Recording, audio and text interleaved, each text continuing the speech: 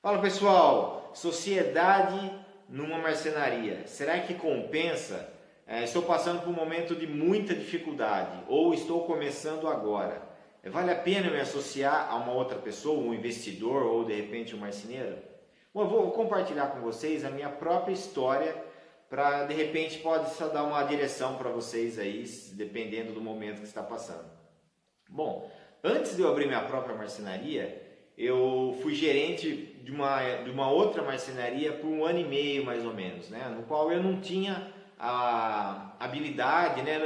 A minha função não era executar o mobiliário, né? Eu ficava coordenando a parte de projetos, a parte de produção, fazendo gancho entre o projetista e os marceneiros, cuidando de cliente, materiais, enfim, toda essa outra parte que não envolve a produção em si.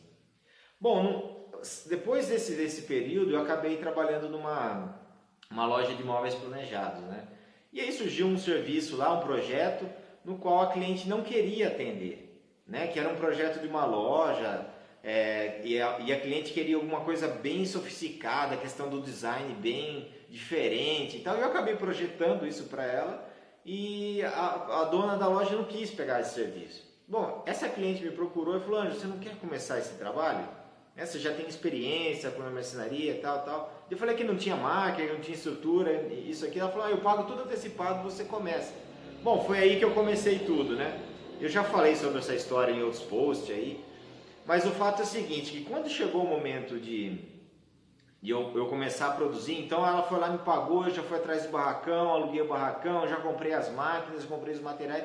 Na hora de executar, eu não era o cara ainda que tinha certeza na execução, né? Não tinha essa experiência na execução.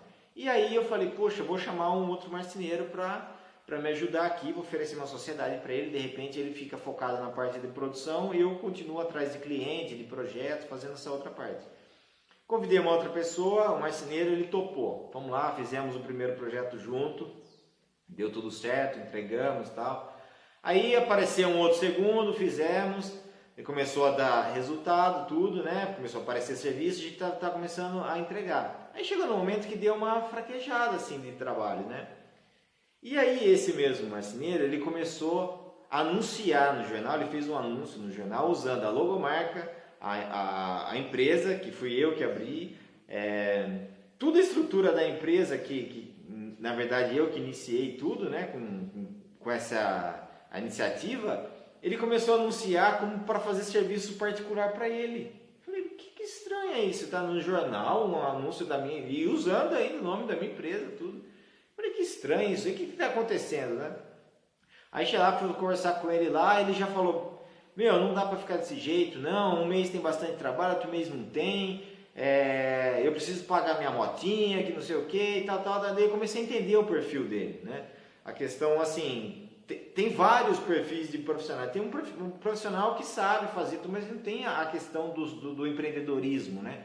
De saber que tem a questão de você se arriscar, né? De correr riscos, enfim, tem uma série de coisas que ele não estava apto para isso ainda, não estava preparado. E a gente também era bem jovem, isso tem quase 20 anos atrás, né?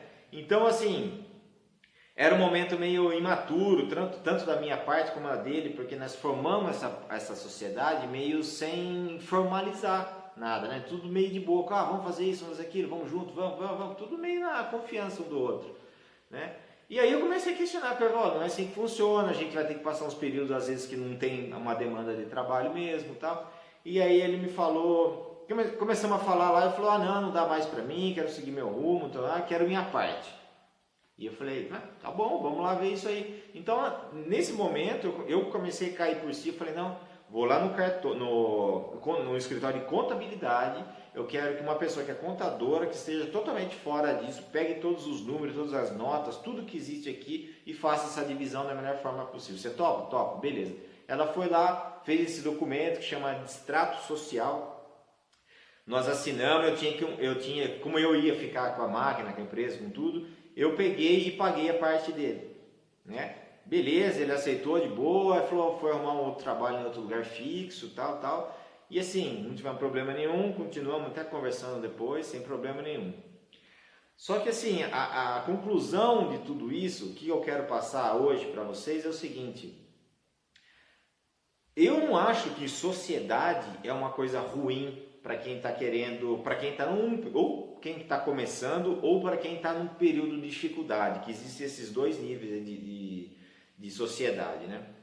Quem está começando agora, como foi a minha história, que eu não tinha experiência no começo, então assim, uma pessoa que já tem experiência de execução, você trazer ele para a sua marcenaria, de repente pode ser uma solução. Se você está começando, não tem muita grana para pagar salário fixo, registrar aquela coisa toda, de repente você chamar essa pessoa para ser seu sócio e assumir essa parte de produção, para você concentrar na parte de vendas, na parte de projeto, na parte de clientes, toda nessa parte, eu acho que é uma coisa bem interessante.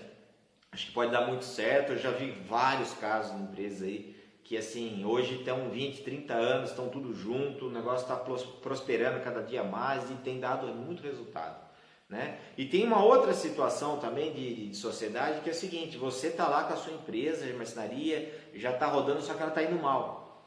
Tá mal, você administrou mal, tomou alguns calotes, sei lá, ela está meio ruim, está chegando perto da falência. Um outro perfil de sócio que seria o investidor, aquele cara que não manja de marcenaria, ou sabe, conhece um pouco, e vai lá injetar dinheiro, né? Esse daí você tem que ter uma questão mais de entender a questão de números, entender melhor essa situação, porque ele vai somente por dinheiro, ele não vai trabalhar. Então depois né, o cara coloca dinheiro, levanta o seu negócio, não adianta depois você achar, na hora que você estiver começando a faturar tudo de novo, começar a alavancar mais, achar, falar, pô, o cara não faz nada e fica recebendo metade, 30%, 40%, 50%, sei lá, que for acordado, em troca do meu trabalho, do meu suor, sabe? Que existe muita situação assim, que a gente acha que daí, na hora que já está lá em cima, a gente, não, eu estou trabalhando, ele não trabalha, né? Comigo aconteceu as duas histórias. Eu não vou contar essa outra parte para você do investidor, que pode servir para uma outra história para não ficar muito longo o vídeo. Mas a questão de quem está começando é isso aí. Vale a pena sim você pensar em ter um sócio, mas analise o perfil dele. Olha, eu vou te falar agora uma coisa bem interessante agora para a gente finalizar, né? Você analisa o perfil dele, se ele tem essa coisa de ser empreendedor, de tomar risco, quais são as atitudes dele, os valores, né? A questão da honestidade, como é que ele reage às situações difíceis e tal. Analise bastante o perfil antes de chamar ele para uma sociedade. E agora a dica de ouro para quem quer montar uma sociedade: faça a seguinte pergunta: e se tudo acabar? E se tudo der errado? Como que a gente vai ficar? Nossa, mas parece muito pessimista para quem quer começar agora.